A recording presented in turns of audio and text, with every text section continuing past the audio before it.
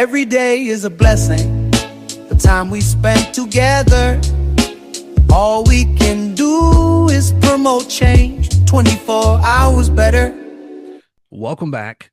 So today we have a fellow life coach, a fellow a devoted person in the space to help people, and I want to give them, great props, and I want to give them the different kind of atmosphere and the energy that's deserved of what they do and the things that they try to provide out into the world and the service, and I want to try to give that and that energy. And by doing so, if you've watched the last one, I have a problem with names, and my challenge is still evident today. But I will attempt to do it. I have an interview here today with life coach, entrepreneur, man of extraordinary features, Don Suttajit. Did I say that right this time? Leland, that was great. That was great. Oh, phew, I was praying on that one.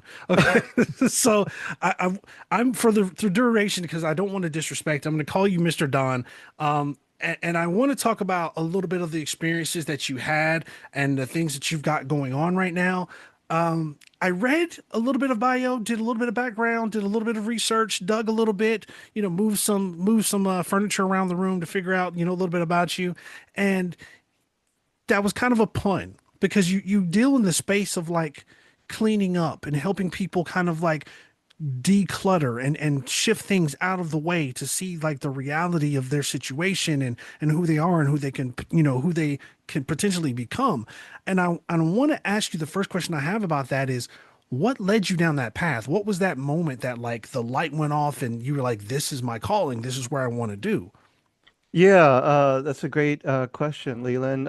First, I want to I was listening to you for a little bit, and I think you talked about the space is decluttering and all that. It's actually something deeper. I'm more interested in identity, and so going to my story. So when I was younger, I was really messy.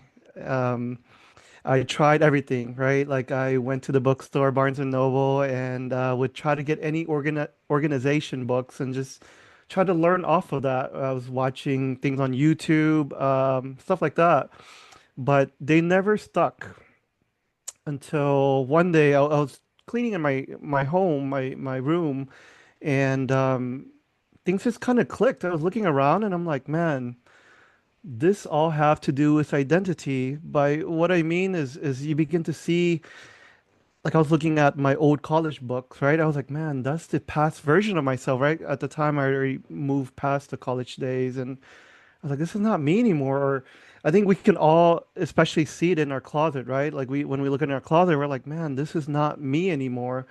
So as I sat there in my room, I was like, man, like this all have to do with identity. And if I work on my identity, everything else will fall into place. And that's exactly what happened. And that's why I wrote the book. I wanted to spread this message. And yeah, so it started with that. I had I was living in my 20s. I was going through a lot of depression. And as I healed myself, as I continued to work on myself, I realized, the outer world begin to align with your inner world, right? It's kind of one and the same. It's like a mirror, right? And so I thought yeah, I love that message and I wanted to spread it.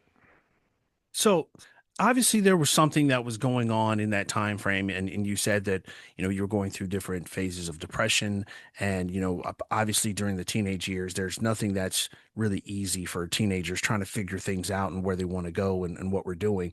But then there was that moment, like you said, you had that moment of clarity, and I want to kind of explore that a little bit, like Mhm. that transition when that shifted and you made that pivot. Usually it's something that's harsh or something that happens tragically, but you said the light bulb just cut on and you just kind of like went with it. How did that affect you in your daily life after that? Like after the light bulb cut on, after the factor hit in and you went back to school or the next day or your job, how did Mhm. that like affect it? Were there's like new levels of code that you saw in the Matrix? You just saw like new levels of things that kind of happen. I want to learn a little bit about that. Like what was that journey for you?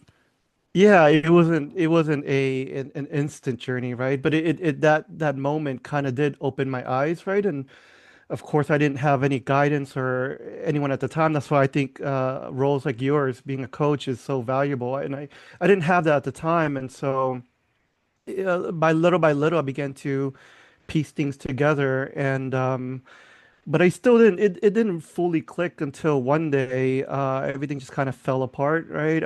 So I was, at the time, so the reason I was really in depression is because I was trying to live a life that's not mine. I wasn't living an authentic Right. life. I was living something that I thought I had to be. And so at the time, I was also exploring entrepreneurship, and I was doing it for the wrong reason. I wasn't doing it for my own fulfillment, or I was just doing it because I thought that was a cool path, right? That was, something you have to do to be kind of up there, to be respected, and so forth. And I was working hard, really hard at the time. And one day, I had a panic attack, and I didn't know what that was at the time. And yeah, I thought it was a heart attack. I didn't know what it was, and so I sat on a bench that day, and I was like, man, things have to change. And so I really began to look within. Began to ask questions of like, why am I doing this? Like, what's really going on? Like, what's all of this? I think that that moment really started everything. I think the moment in my room was kind of like that seed, but man, Right. that moment of panic attack was really like, all right, let's really do something about it. And I think it just started question of whys, right? Like, why am I doing this? What's going on with that? And I began to work on myself from there. I began to see therapists and read more books. I bought courses from coaches, and so and once I found myself, everything began to click more. I don't know if I answered your question or went beyond No, it, you did. but You did. I love like the idea from what I'm gathering, the idea is that you found your peace. And in that moment of like realizing like the chaos and everything, you found this one little hope of peace and you said, I want to expand this. I want Mhm. to expand this till it covers every ounce of my life and not just in my living space, but when I'm at peace here, I want to be at peace everywhere. And it sounds like that you just expanded that out.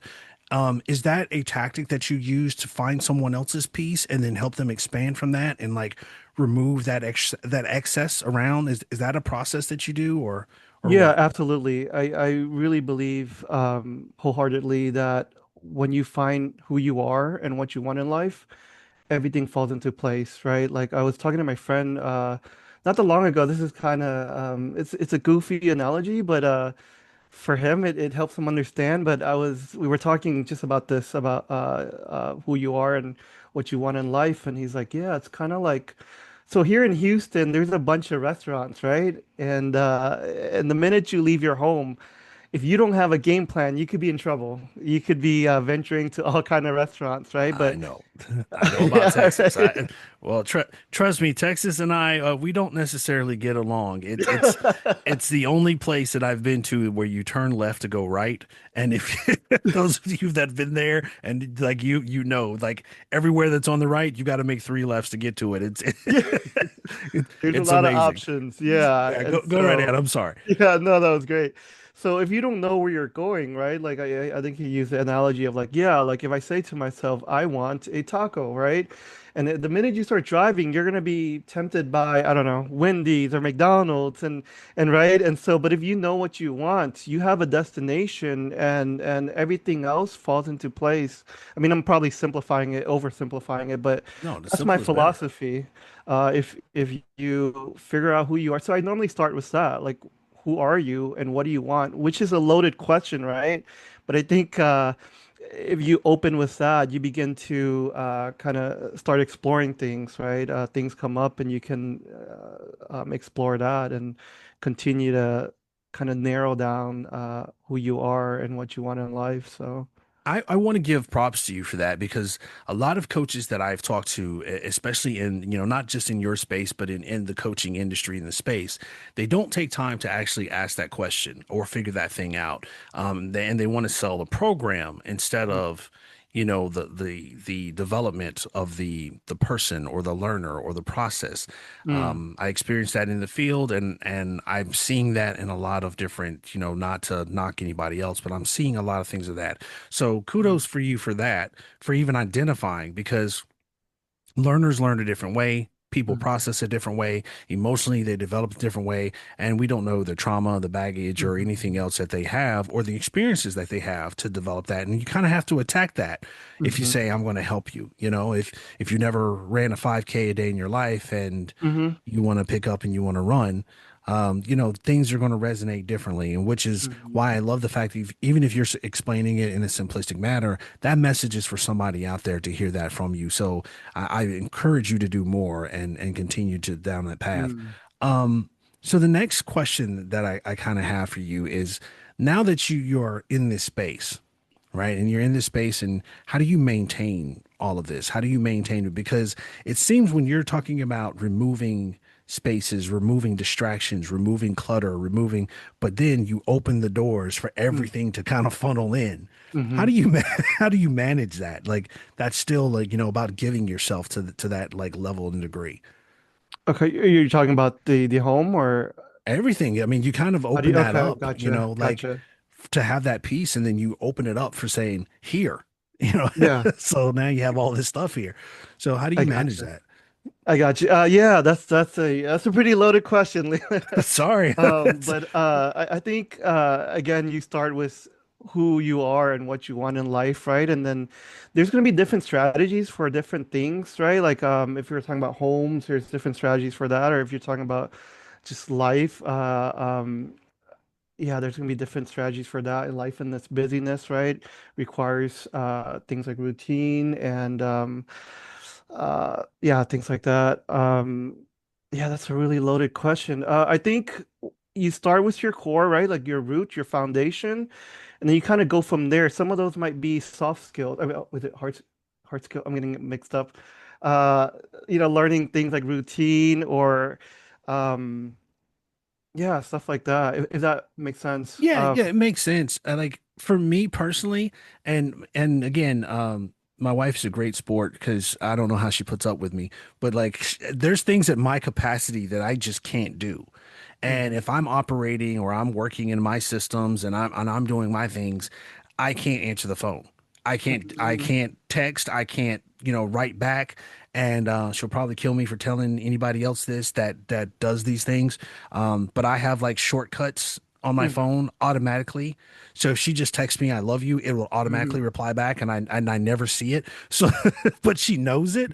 So like Yeah. I'm not in trouble, but like if I just get distracted like that, just that little Mhm, bit, then everything else in my brain just kind of shuts down. mhm, So, luckily I have her to work with me on that kind of aspects. Even if she doesn't like do projects or something with me, she's actually helping me in that capacity because I know my limitations. mhm, mhm. And I was kind of curious, I'm sorry Yeah. for the loaded question, but like that just seemed to be kind of like the way that, protecting your peace and opening up those doors at the Yeah. same time of decluttering things and then bringing all these different assets in and bringing all these different people in and bringing in their problems and helping. I was like kind of curious, like, how do you manage Yeah. all of that? I That think seems like a big workload. yeah, I think it goes to the word that you use is it's system, right? So it was loaded because you can apply that to many parts. I'm gonna use the home for example, just to Okay. be more specific and to narrow things down. Like for the home, like I have a section in my book that talks about building rules, kind of like what you just kind of said, like at whatever time, like you can't, I'm not gonna answer my phone, things like that. So for the home, you can have rules, right? Like at night. You can like for me, I have a rule of cleaning the dishes at night, right? And then in the morning, I put away the dishes and things like that. What else? Everything has a home, right?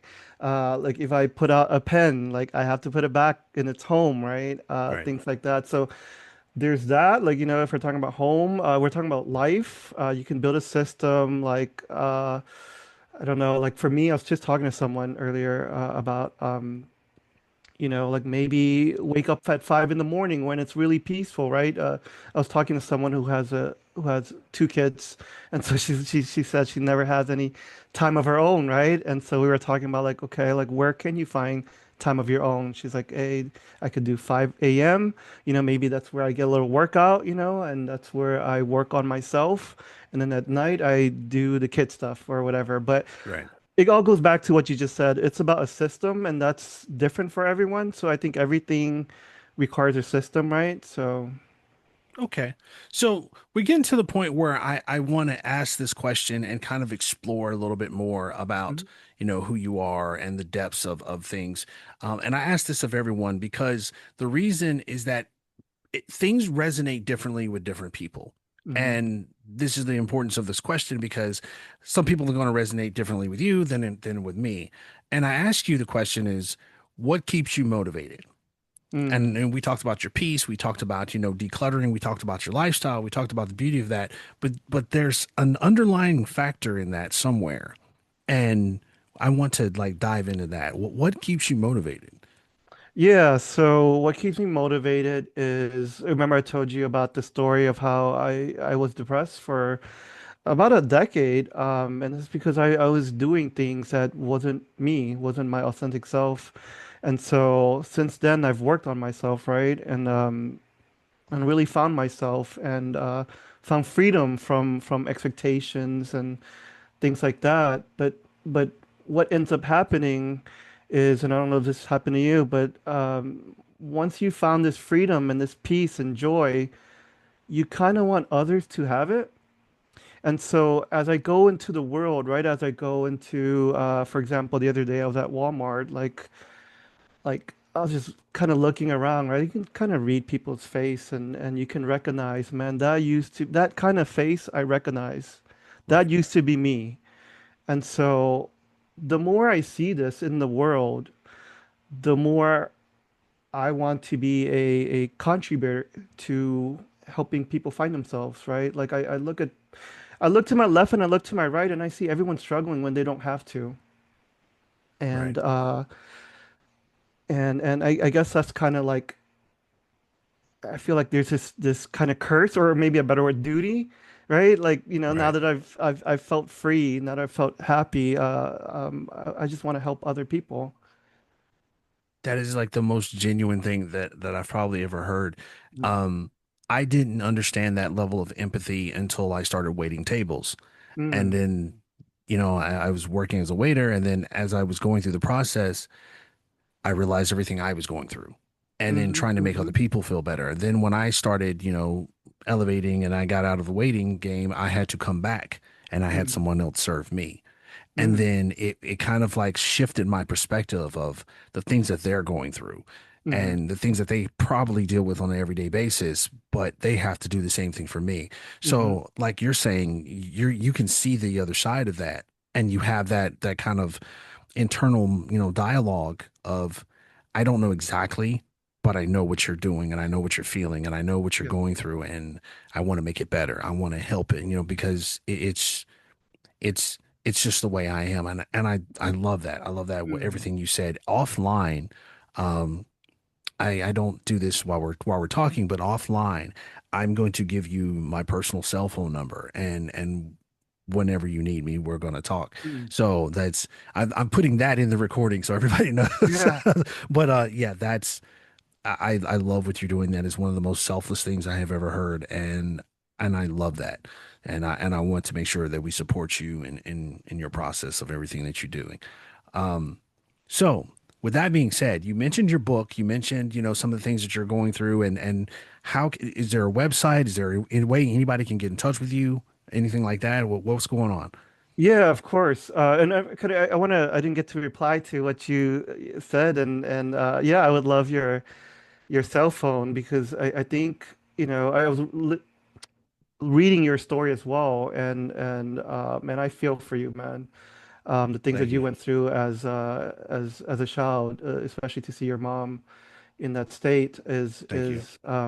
but I think what ends up happening is as we heal, right? Like we become this embodiment of love, right? We have empathy for others, and I think I think that's why you're doing what you're doing as well, right? Like it's Absolutely. almost like a duty and a purpose at this point. Like it's hard to watch other people struggle. So I just want to give you kudos as well as I was reading your I've story. never said that on camera, but thank you. Thank you for that. Yeah. But yeah, I thank you for telling your viewers to support me. And so I'm still kind of new in this game, this process and all of that. The book just finished in January of this year, 2026, and so the next step is right to build my platform and business. And so well, first you can go to my website, which I'm still kind of building, but you can definitely sign up for my newsletter there. It's livefreely.co. Sign up for the newsletter. I'm definitely Right. going to pump out a bunch of just message on living freely. And then my social media, my Instagram is at Live Freely Project. And it's the same as my YouTube, which I only have two video at the time, I'll be honest. But I'm That gonna build this thing up. This is my purpose. This is that where I everybody wanna, starts somewhere. Don't worry yeah, about it.